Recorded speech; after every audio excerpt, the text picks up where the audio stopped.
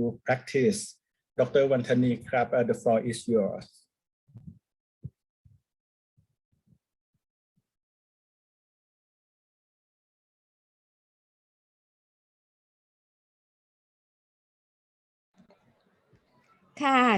Thank you very much. I'll start sharing the screen once again. Good morning. I think it's still good morning to everyone. First of all, I would like to thank you, the organizer, for giving me this opportunity to provide this. I think I would say sharing my experience with all of you here. I'm taking advantage of Mo Salman, who nicely set the scene for me, and also I'm taking advantage of seeing so many fan clubs of yours, Mo, attending this presentation. To all of you, my name is Wantanee. I'm wondering why I cannot move the slides. Okay. Okay, in my presentation here, it's not really the kind of the actual presentation. It's going to be interactive session, and I just like to remind all of you that this is still part of the training for the regional field epidemiology training program.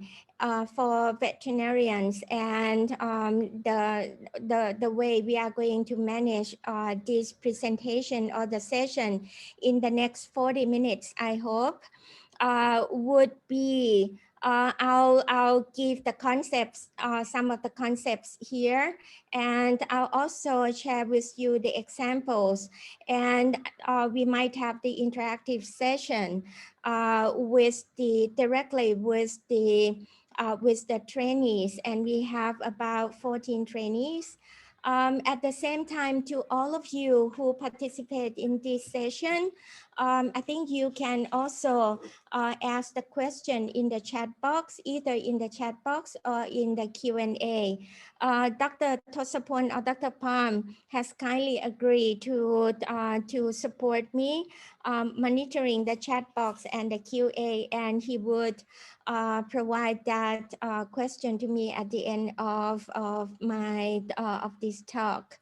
Again, Mo has nicely set the scene. So with the examples that I'm going to give, it's going to be the part that relevant to the field epidemiology. So what I'm going to do with the examples would be bringing all of you down, from the 30,000 feet above the ground down to the close to the ground level, where all the practices and what the job or the roles of our trainees are at. And at the end of the session, I'll try to bring out some of the tips based on my experience. And of course, this is, I consider this session is quite difficult to prepare. But anyway, I find what I'm going to present here would be more useful if anyone providing or sharing your experience as well. And also, all of these can be combined into the tips to be given to our trainees here. Okay, starting with the two keywords from the topic of my presentation, the evidence. I look into Google, of course, and the term for the evidence would be the available body of facts or the information indicating whether a belief or the proposition is true or valid. And we will come back and talk about this on the creating of the evidence. Okay. The next part is the practices. Now, what I like to do here is our trainees again. Yesterday you know how to do the annotate. I believe you can annotate this slide of mine. The trainees, for your roles at the moment, what are the practices that you are currently working on? Can I see your action, please? I think I perhaps need the support from Dr. Parani as well. Okay, hi everyone. Trainees, now you have to use the annotate. You can see it in the top of the screen. It said view options. Click on the view options and move the cursor into ANNOTATE, annotate. And then you see the annotation bar. As we practiced yesterday, write something in the screen right now. Your name, the heart shape, or anything. And Dr. Wantanee, could you please I don't know, could you please turn off the subtitles at your presentation? Okay, so yeah, I want to turn it off as well. How do I do that?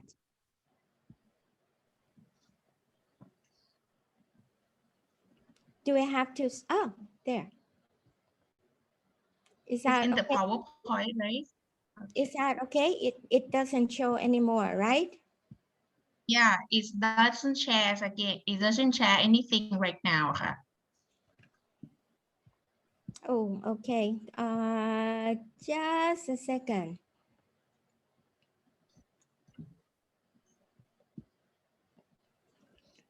Oh, there. Do I have to stop sharing or I put it in this mode and then the student can put in there, can write there. Can it be? It can be. It can be. Students, how many of you? I can see the name. If you do not write, do we have participation score? Okay, at the part of list, if the name start with the T, is from trainees, and we got 14 of them right now. Trainees, use the annotation right now.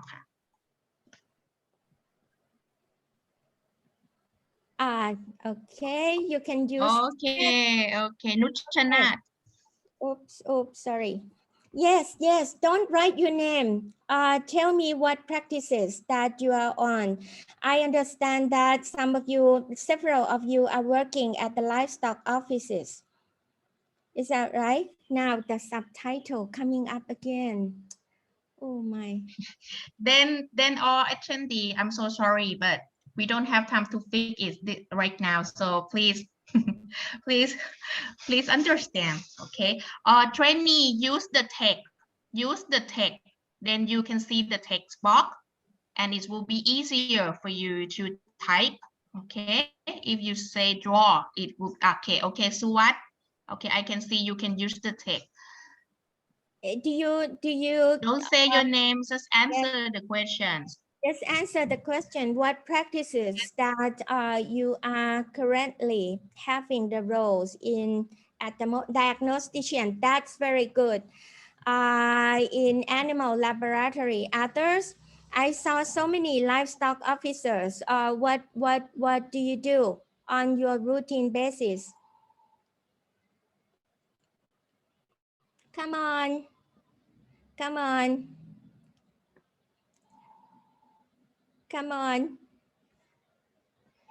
Sample collection. Sample collection. Sample collection as part of what? As part of the outbreak investigation or as part of the surveillance, I would assume. That's very good. What else? What else?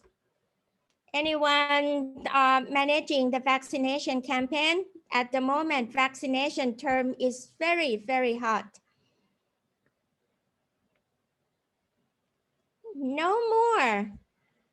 Can't believe animal health in livestock and companion animal field veterinarian practices. I would assume you are treating animal. Okay. Okay, let's stop there. Thank you very much. I would like to acknowledge perhaps Dr. Suwat, who answered the diagnostic in animal laboratory. Very good. And I see outbreak investigation. Okay, thank you very much. I'll move to another one. These are the practices, and we can see we will talk about the evidences that support your practices here. Okay, I'll go to my next slide. Before I, Dr. Parani, can I? Okay. Dear trainee, just use the erasers. Use your eraser and then delete all of the messages. Okay. Yeah. Okay. Thank you. Okay. I like to share this this cute story here. In Japan, there was the summer holiday, and this boy, this is only 8 or 9 years old. He's got the award from his homework. What's happening was he has the question in his homework that his mom gets angry very often, and he would like to know why. So he will try not to upset her. Okay, that's his question. Now, with this, he turned his question into a more specific question with this. How often does my mom get mad at me, and why? On what cause? This is from his view. Look at what he has done in his homework. He has mapped out the frequency when his mom get mad at him by day. And here is, from Sunday to Saturday, and then another. So this is in a month. During the period, the higher of the graph, that means on that day, his mom is pretty mad at him so many times a day. There are a couple of days that there was no, his mom didn't get mad at him at all. That was the time when his mom was on vacation. Now looking at the frequency by hour, from 6 o'clock when he got up in the morning until late at night, until midnight, it seems that he is quite a night owl. He looked at the frequency when his mom got mad at him, and this is the results. He mapped it.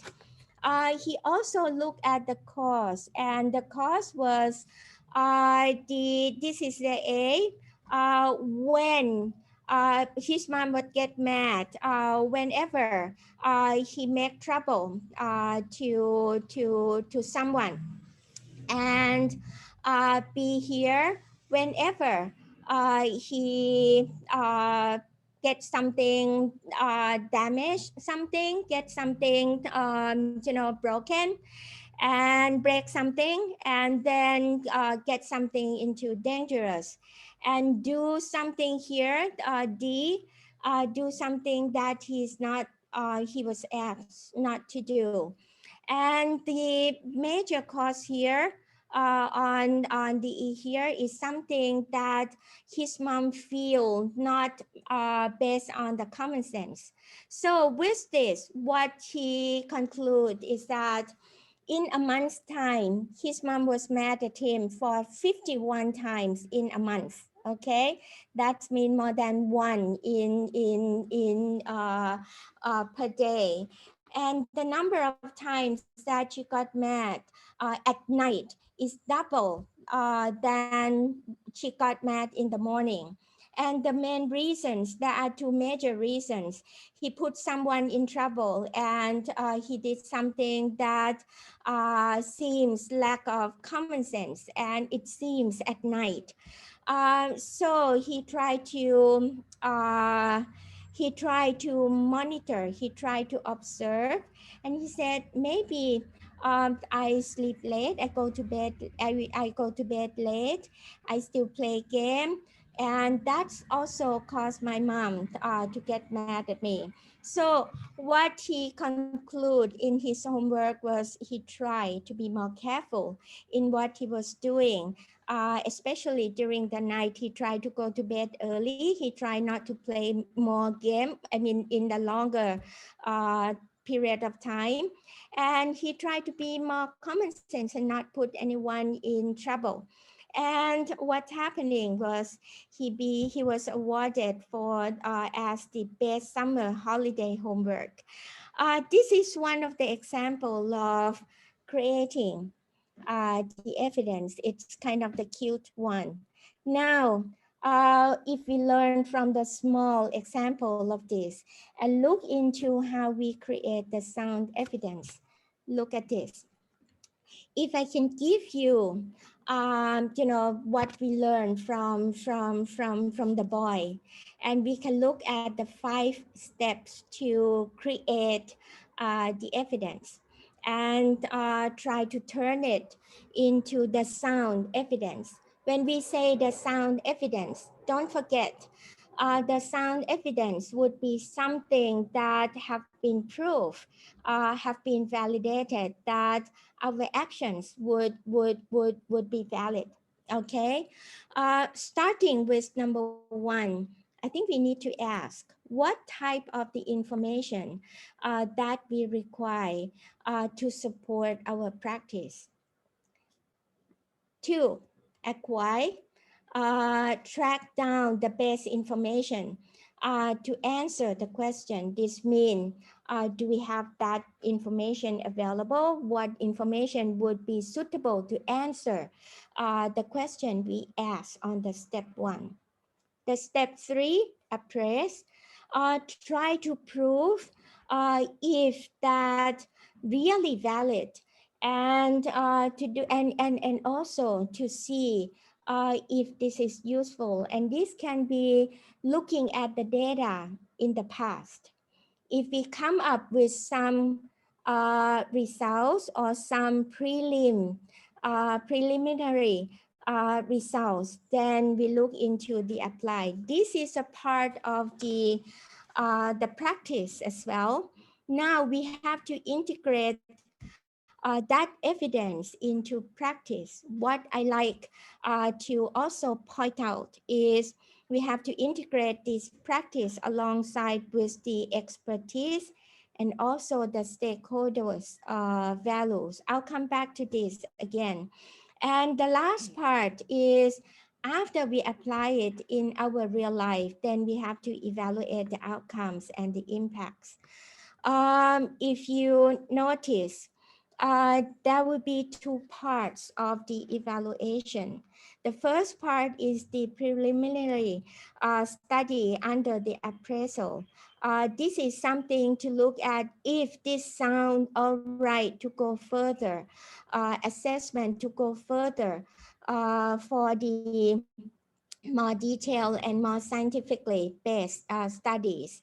And here is a part of the assessment which should be more scientific. And then what we would like to get as the output is recommended practices. And these practices would be implemented by all of you here in this case. So 5 steps again, easy to remember. It's 5A: ask, acquire, appraise, apply, and assess. So this is the 5A here. Now, what's the evidence that would be required in your practice? It's several of you listed the practices that under your work. You also conduct the outbreak investigation. Let's go with one practice that I think everyone at the moment is into it, and more also allude to some of the fact. Let's say vaccination. What would be the evidence required in your practices? Again, may I ask the student to go with annotated and let me know what evidence would be required in your practice. If you say you have to conduct vaccination, what would be the evidence that you know, that you need to know to conduct the efficient vaccination? We are talking about the herd immunity. We are talking about the efficient vaccination. So what would be the evidence that you require to have better practice? Dr. Bam, if anyone cannot use the annotate and they put in the chat box, can you just turn on your microphone and let me know, please? Anyone can go with the annotate? Tighter, okay, tighter. Number of farm, number of animals, good. What else? What else? Number of farm, number of animals. What else? Good. Come on, come on. Quick, quick. There are so many livestock officers in so many countries. Share your experience, and others you can also share in your chat box. Trainees, there are more. Individual positive. Positive to what? Can you turn on the microphone? That's from Indonesia. What do you mean individual positive? Actually from Suban from Laos PDR ครับ Dr. Suban, could you please clarify what you mean by individual positive? Yes, Dr. Wantanee. So the if individual positive, so for the disease, let's say if we want to launch the vaccine, and then then we need the vaccine to protect them or something. That's what I try to mean here. Yes. Oh, okay. The protective individual protection, right? Protective level for individual animal. But you know, when you put on this one, you have one point that I also want to raise regarding to the vaccination. The giving vaccination into the infected herd might not be the good practice, and you know we can discuss why. And I have a few photos later to discuss as well. But I capture, I take note what you say, and it's also valid point. Okay, tighter level from population random. Okay, before we get to condition of sample, before we get to the samples to understand the titer, how can what you know we are going to give the roll out the vaccination campaign. We need to know the number of farm. We need to know the number of animals. Somebody put there. We need to know the strains. What else? What else before we get to the titer? What else? Number of vaccines, do we need to know? Strain of the pathogens, circulating pathogens, and also if that match to the vaccine, availability of the vaccines, do we need to know that? Yep, handling vaccines. Okay, this would be the distribution. Good, good, very good, very good. Okay, let's see what we need to know. Okay, I'm wondering if I can clear my screen here. Clear all drawing. Yeah, okay. I could do that, Dr. Parani. Then we move to another one. Just why I can't move? Click at the bottom. Yes. Okay, okay. Those are the information that we actually require. I'll keep this and we'll come back and discuss it. Okay, but definitely what the evidence that you provide are really what we require. Okay. I'll go with a few more steps and I'll come back to the vaccination once again later. Okay. Let's see. Yesterday, I read a paper. I read the proposal proposed by, if I'm not mistaken, Dr. Bijaya, who would like to work on development of antibiogram for better mastitis treatment, something like that. I find this is one of the good example, and I also find one of the reference that I would like to share with all of you here. This is a paper published under the veterinary world. I have all the information that you can look into the full text. The steps, the 5 steps that I mentioned here, they may be alongside with this conceptual framework. But first of all, they have the question that they have in here. What are the situation of the mastitis in goat in the area where the person want to practice? And they want to know the situation. So they gather the evidence from the question that they ask.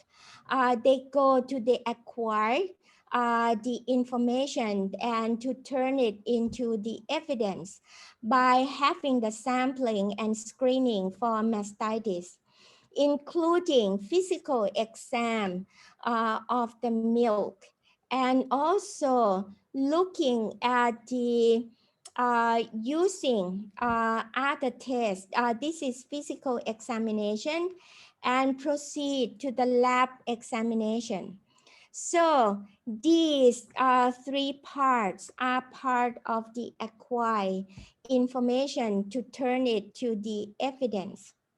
Now, the results that they have, they found the 2-3 types of the pathogens of the bacteria, and they run the test, the AST, the antibiotic susceptibility test, and they run the profile. So with the results of this, you can get kind of the first appraisal of the data, and you can have the antibiogram, and then you look at this. This is, and you can ask yourself, wow, this is quite scientific. It's quite validated. It's quite reliable. Can I apply to this? You can use this to the field, and when you have the mastitis treatment at the field level, you can use this result, antibiotic susceptibility profile or antibiogram, to select your antibiotic for the mastitis treatment. What you have to do more after you apply it, you have to collect more data on the efficiency or of your treatment, the results of your treatment, and collect more data and come back to this cycle again. And this is the way that you generate your evidence from your question and support your practice. That is the way that you can use the results to support your decision making for the selection of antibiotic for mastitis treatment. Another one here that I could go as a tip. If you go back to this slide, if you conduct the sampling, if you conduct the physical examination of milk with the microbiological investigation with the antibiotic susceptibility profile. If you do it on your own without any guidelines, it might be biased, it might not be reliable, it might not be valid to come up with the sound evidence. And remember what you say, what you want to know if you have effective vaccination is to look at titer.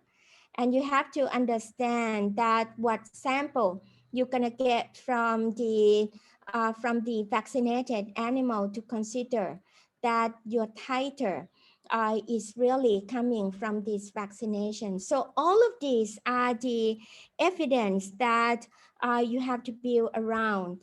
So the most important thing is you have to apply science. You have to apply the proper concepts and methodology. And this is why we have the course on the, to teach you, even though you are the field epidemiologist, you need to know what data available in the field, what data to be used, what analysis to be used, what methodology to be used.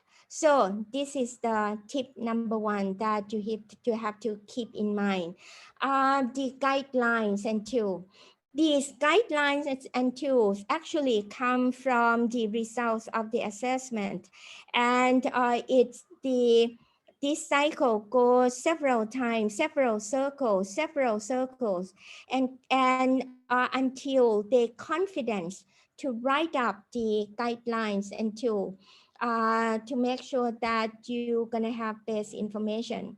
One of the guidelines and tools that we usually use and for the sampling is the table of the canon and rows to look at the sampling numbers.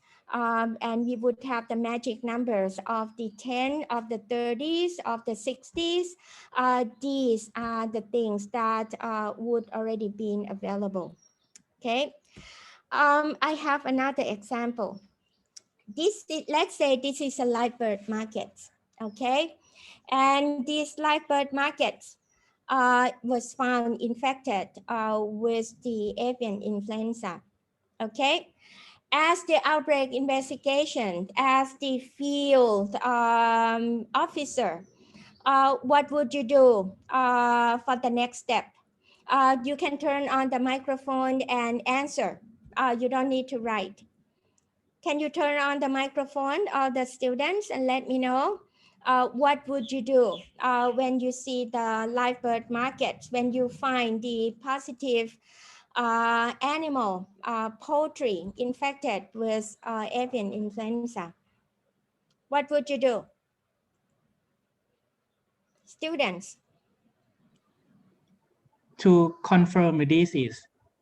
Confirm. How to confirm? Starting with what? Starting with history and confirm with laboratory. Great. Outbreak investigation and confirm of the disease. Great. What else? In the investigation, what do you do?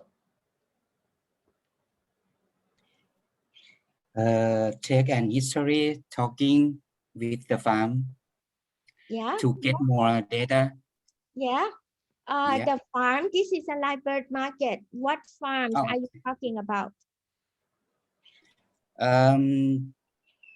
Recruit more data from the market one. Yeah. Yeah. Great. Go on. What data you are going to get? You would like to... The raw material, the flow of raw material, the flow of risk factor that associate with the market one. Okay. People, instrument. Okay. Yeah. And this is a live bird market. How can you know? This is, again, I emphasize this is a live bird market. What the step that you would really like to do? Apart from collecting samples, confirmation of the samples, looking at the risk factors. What do you mean by risk factors associated with these live bird markets? What the live bird markets do?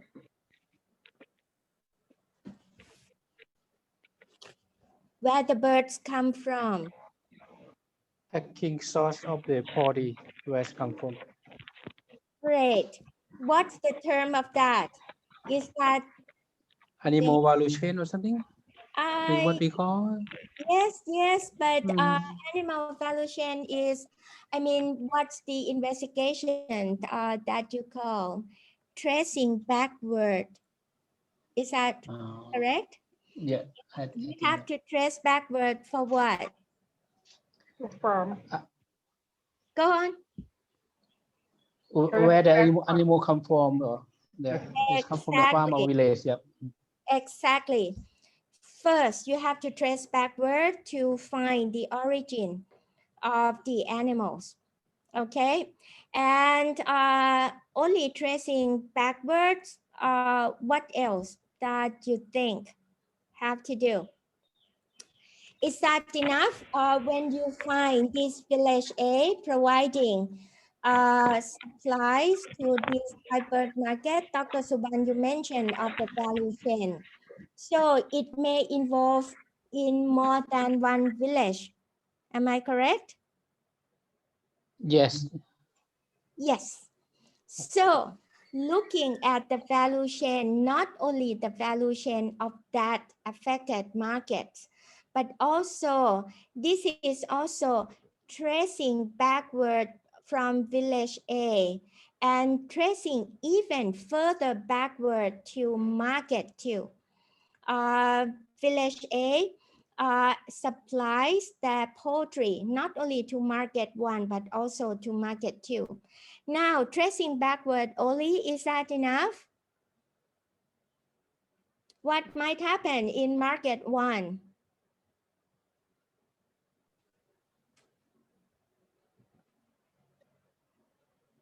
Can they sell before we get the confirmation, before we know that there's the disease?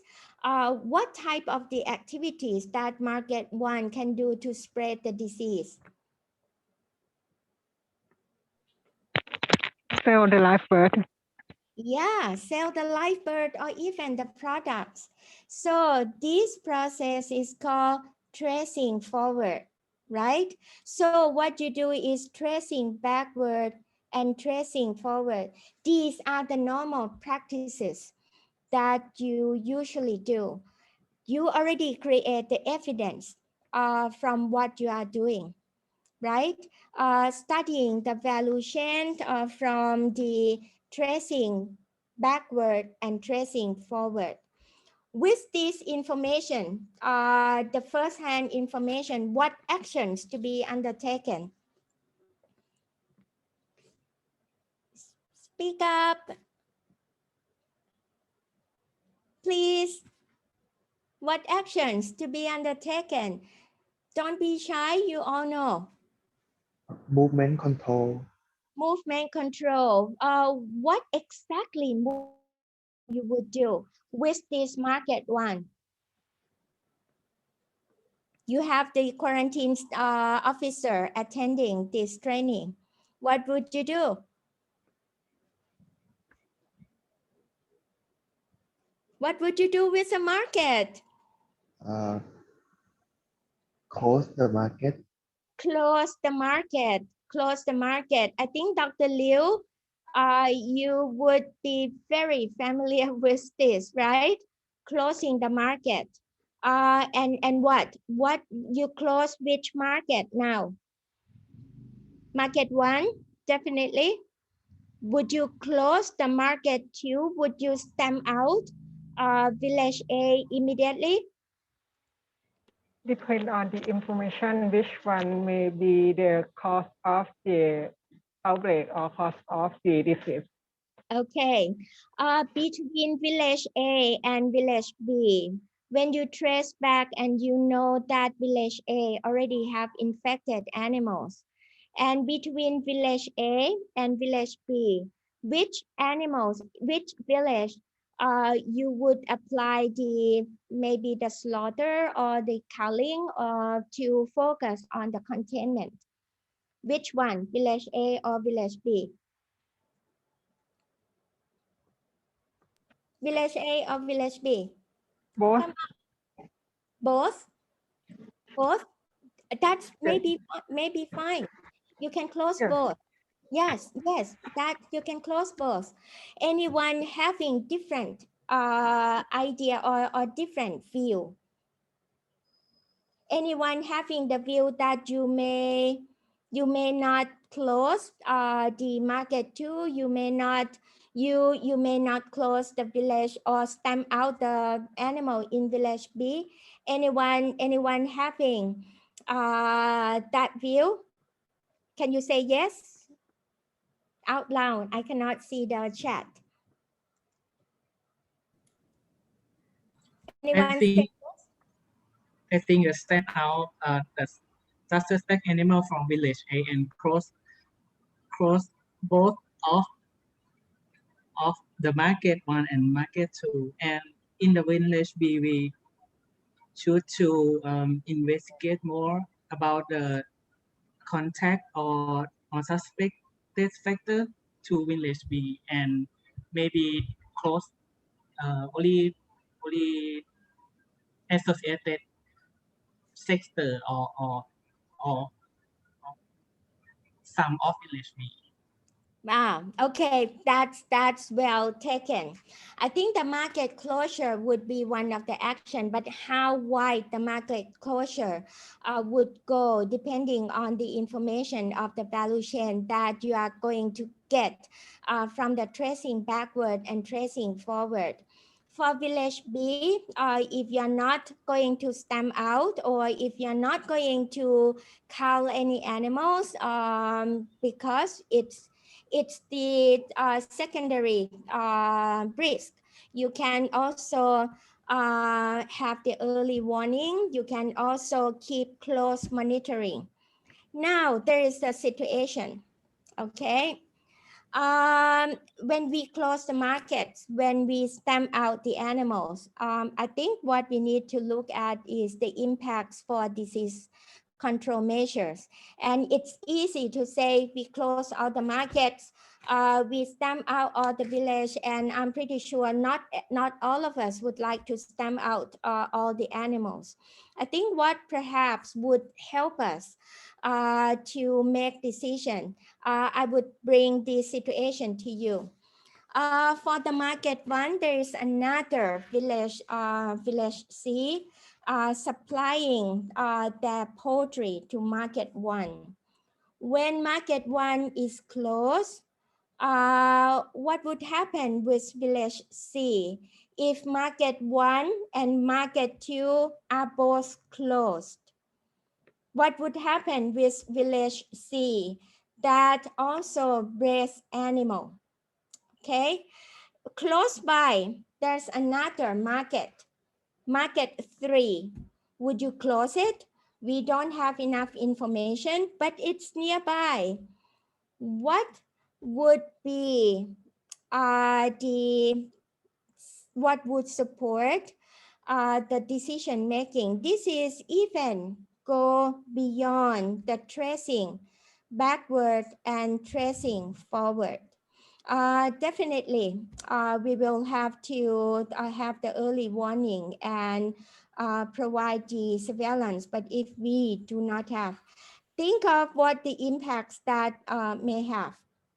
Here, we close the market 1, we stamp out the market, the village A, market 2 about to close, village B about to maybe stamp out. What happened immediately to village C is having the overstock of the animal.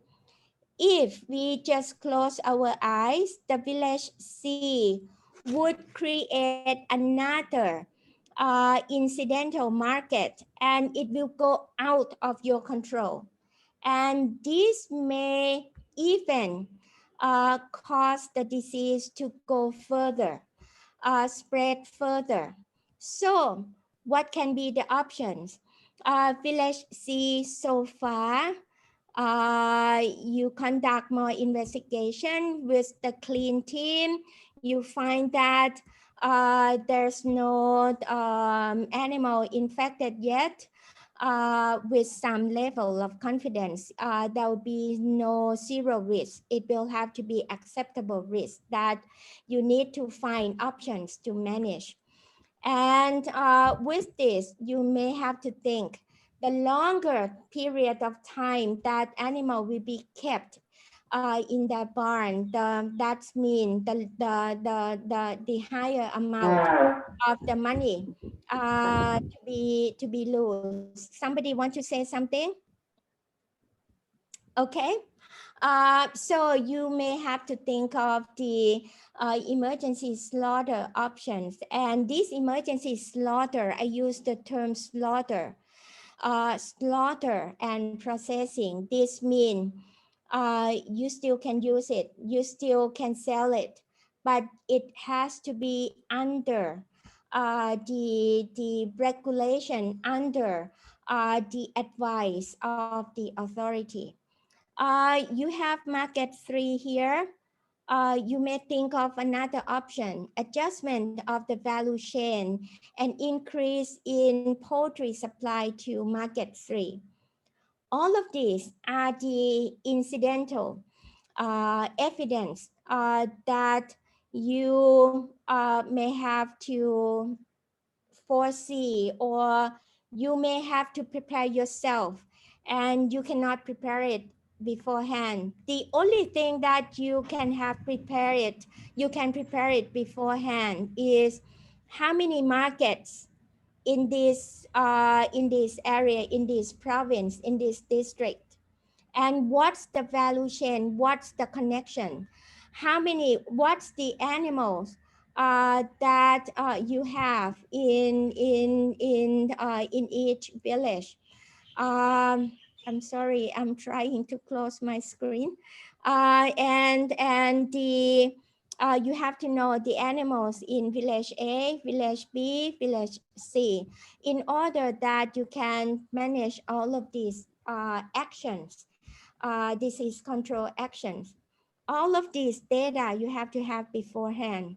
If you need 3 more days to conduct the value chain studies, that means too late already. Too late with the impact to the farmers, too late to the efficiency of the disease control. So this is what I can say.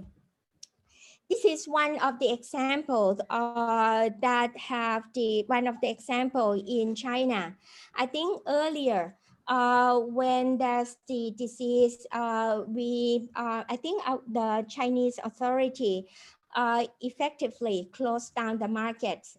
And then later on, Chinese authority use the social analysis network to have to define which market would be the highest, would have the highest risk.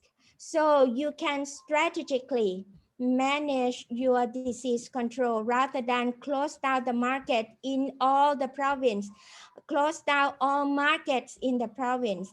And this is to minimize the impacts of the disease control to the economics.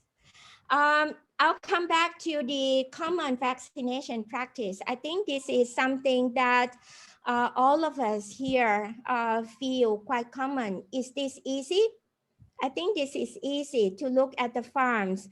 I remember the evidence that was raised by one of you is number of animal and farms.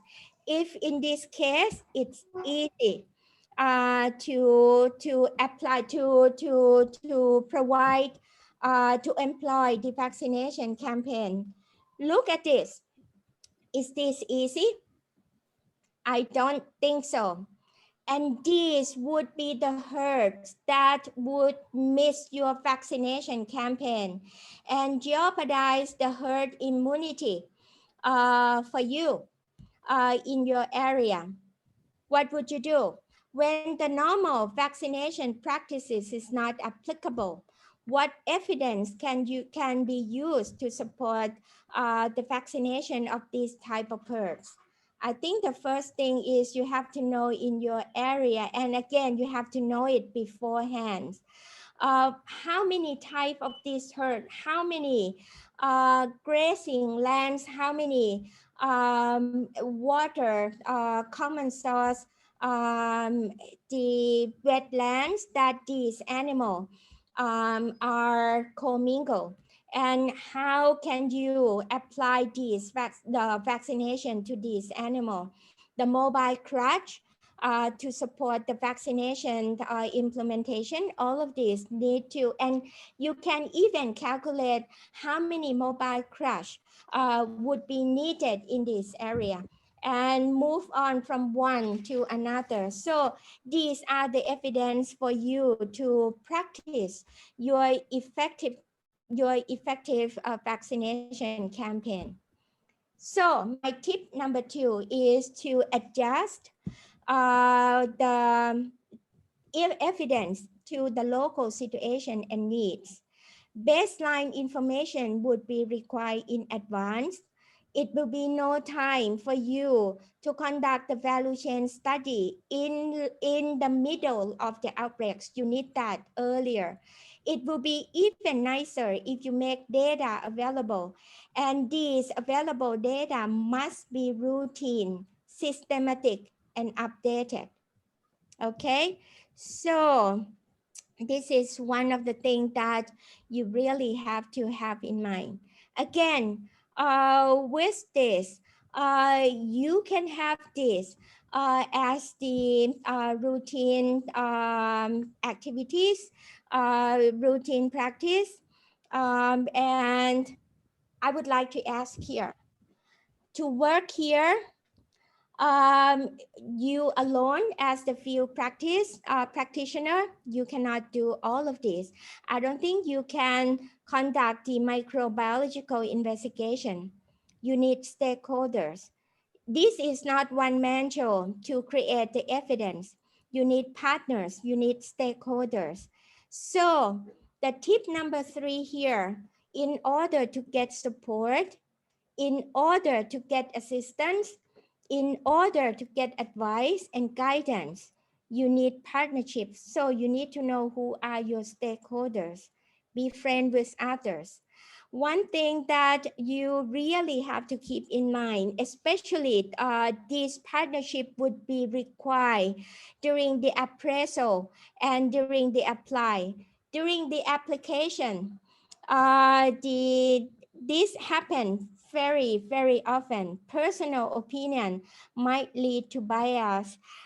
So you need to be scientifically, this information need to be scientifically validated. There's a couple of evidence that found the virus titer in the vaccine, the antigen titer in the vaccine will give the significant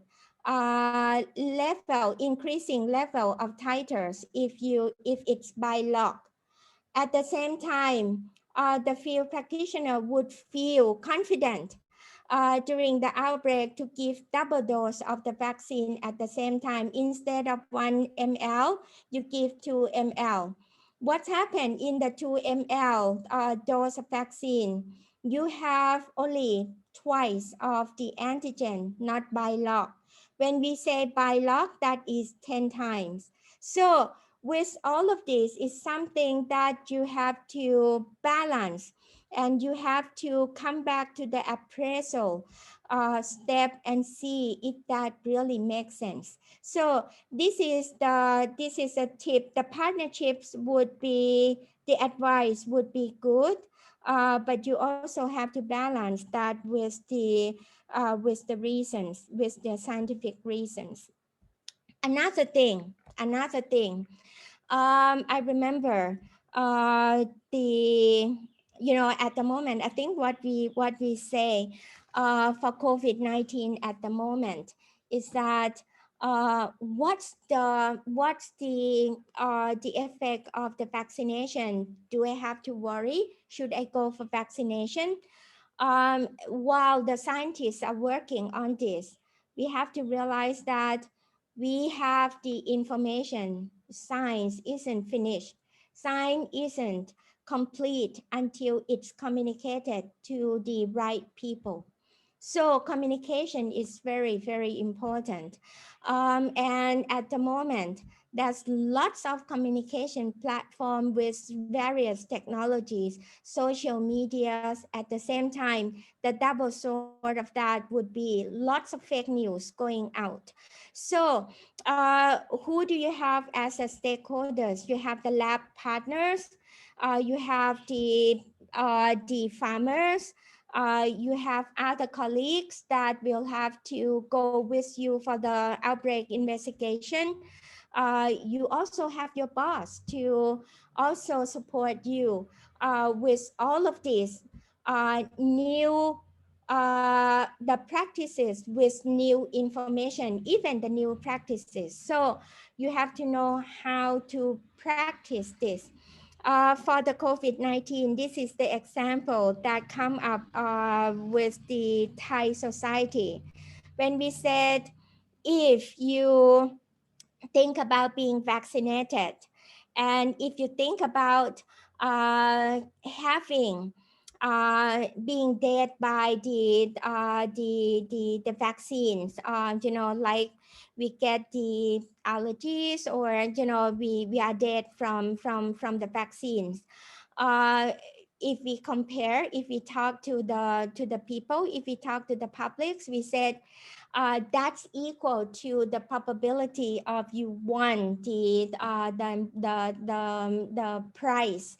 Number one, the level one of the lottery. That is, you know, very hard. And I remember the statistic in the US. If you won the big prize, the biggest prize of the lotto is 25 time less than you are hit by the lightning. So that is very rare. So this is the type of the communication. But if you are infected, that means you never win the lottery. That means very, very often we always being lose. We always lose when we buy the lottery. So this is the tip number 4. The communication is the key, is critical with you, for you to talk to the relevant stakeholders. I could I'm very cautious with the time. I would not ask anyone to answer this question, but you know, my question here is, what are the outputs of the evidence development process? I think most of the time, when people conduct any study, you would go for publications. Unfortunately, there are so many group of scientists that feel I have to publish, I have to have my work published before I allow you to apply it, or before I allow you to communicate with others. So this is something to balance with the time of your finding after you create the evidence.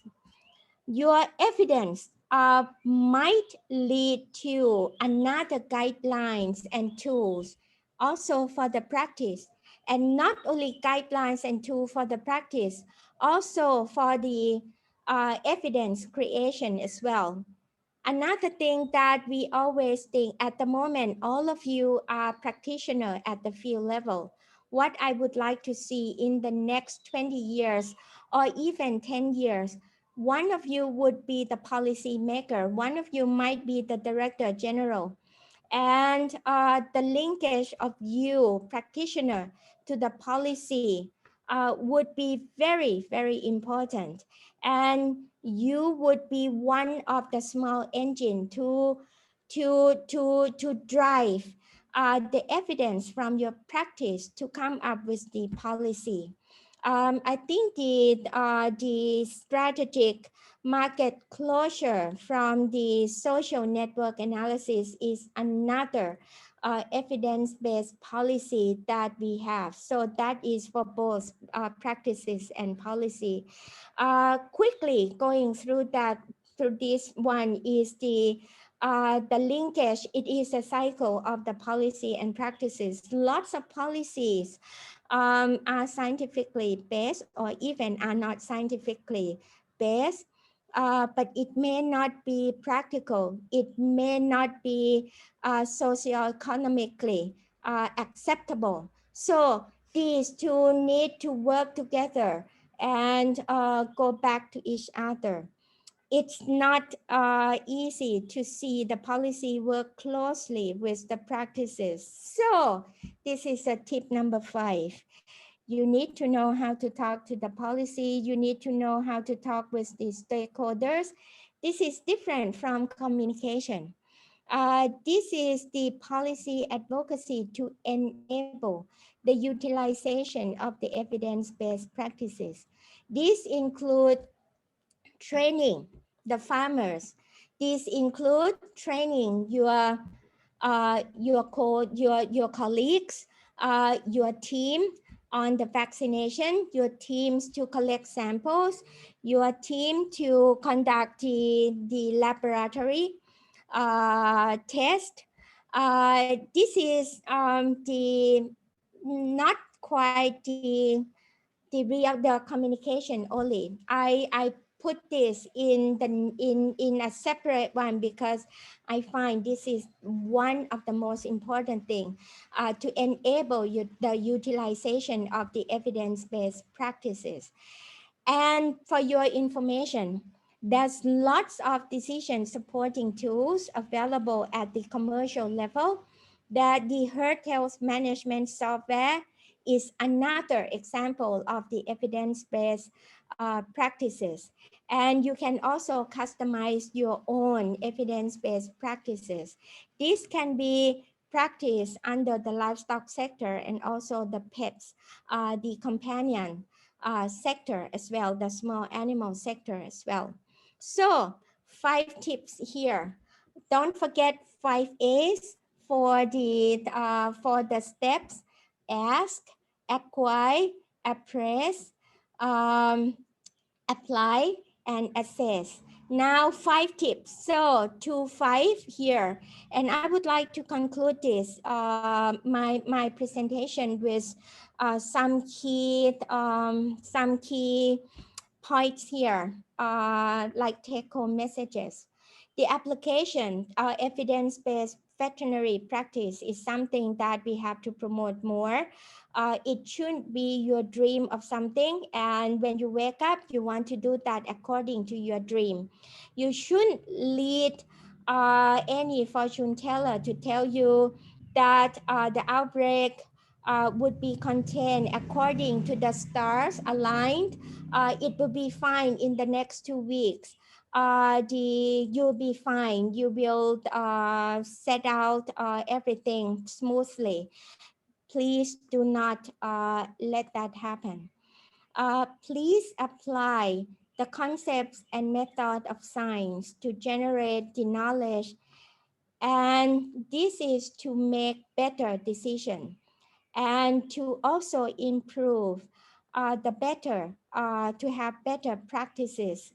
And this is to provide the best benefits to the relevant stakeholders. We are not doing for us to get the Nobel Prize, but we are working for the food security, to have the farmer with the best livelihood, with the minimal impacts from from any diseases. I think we have to change the mindsets to all of us. And don't forget, at the moment, it sounds difficult to study the value chain, but if once you make it as the routine, you make it as a systematic, and you have to update the information, and you can use the updated technology. Your life is a lot easier comparing to the last 20-30 years. And don't forget to communicate, don't forget to disseminate, don't forget to advocate the evidence effectively to the right people. I think that's all I have. Dr. Sid. Thank you ครับ Dr. Wantanee ครับ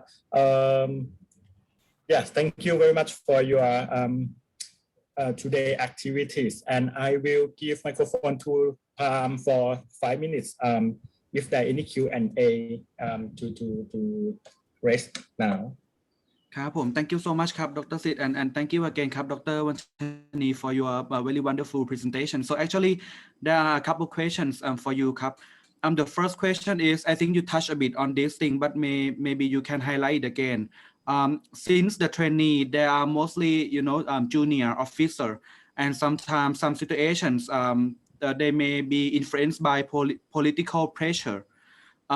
What should be the tips that you can recommend for them ครับ Okay. Wow, this is $1 million question. I think number one, facts, it's fact. I think the current situation, I have to say, we have opportunity to provide the facts and the evidence in so many forums. And if you can do that wisely in presenting what you find, kind of bit by bit, gradually, and then select the scientific forum correctly. And that one will come back to the pressure, to the politics, I feel. Okay, number one, if there is the fact about let's say the fact about the disease occurrence, the disease incidence, if in the social media, saying that there's the disease, there's the outbreak here and there's the mortality. I think at one point, people need to accept the most important thing is when the politics accept the fact. Do you have the facts to provide them? Do you talk sense? Do you have the options for them? Sometimes if you still talk science, and if you still do not provide options, if you provide only options that are scientifically sound but not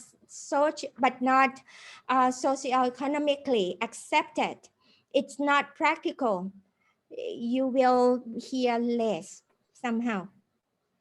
ครับผม thank you so much ครับ one more question ครับ Dr. Wantanee.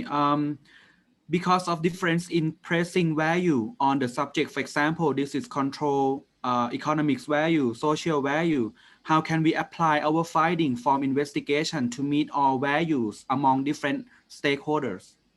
Again, social media, this is Dr. Paisin, who I think Dr. Paisin, the best example, if we are talking about value, this is a bit outside of the disease control, but it's also relevant to climate change.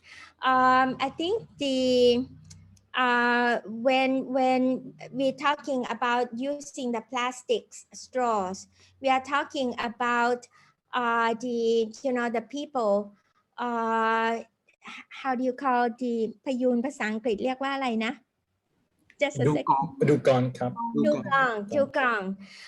I think the Dugong case in Thailand, that is that's really raised the social awareness that, wow, looking at the dugong die from the plastic straws, or from the way that the mother was hunted.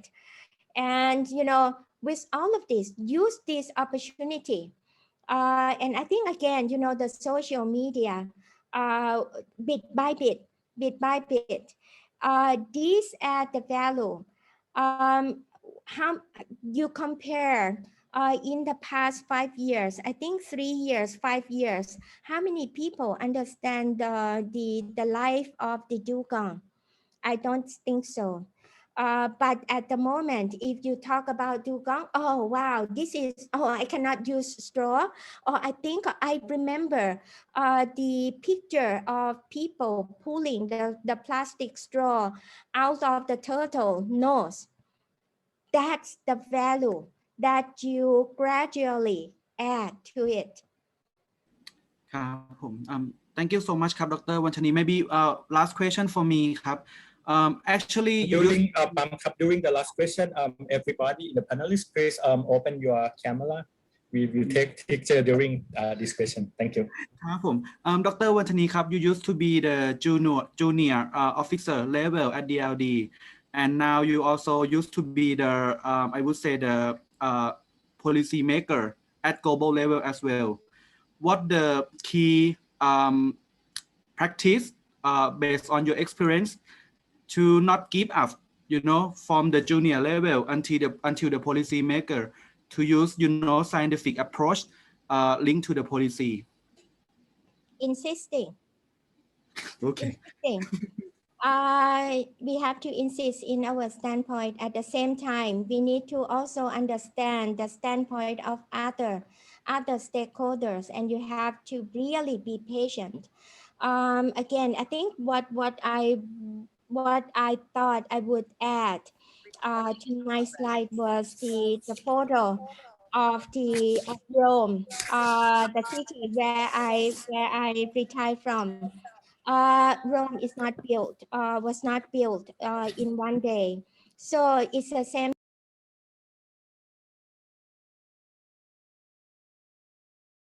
Somebody mute me. If you want to change something, you have to be patient, and it takes time. But you have to insist, and you have to have your standpoint. If it's beyond your standpoint, at least you quiet for a while. Wait until the opportunity, and don't get the opportunity to knock twice. When you are not able to advocate anything, you prepare yourself for the bodies of the evidence. When the opportunity comes, present that bodies of facts once again. I have seen it, and I believe. And one more is that everyone, even though you are the practitioner, you have to respect your boss. When you are at other level, you have to respect others as well, and you have to respect your colleagues, your partners. This is something that if you find the respect environment, it will go. ครับผม thank you so much ครับ Dr. Wantanee, and then I will turn my microphone to the Dr. Sid ครับผม Thank you ครับ May I turn to Dr. Prathip ครับ our MC. Okay, so I think almost everyone already opened the camera. So we got 3 pages because we have a lot of the panelists and attendees. And